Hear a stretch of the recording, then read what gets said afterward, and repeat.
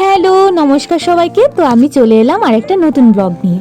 আজকে আমরা যেখানে যাচ্ছি ওটা আমাদের অনেক দিন প্ল্যান করাই ছিল, কিন্তু হয়ে উঠছে না।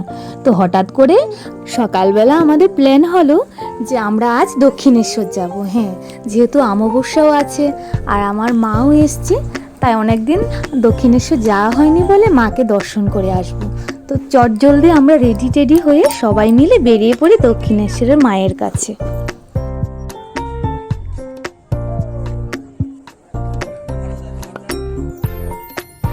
অ্যাকচুয়ালি আমাদের এখান থেকে দক্ষিণেশ্বর যেতে প্রায় আমাদের 7:30 নাগাদ বেজে গেছে। তো তারপরও আমরা ভালোভাবে মাকে দর্শন করে সব কিছু সেরে আমরা বাড়ি ফিরে আসি।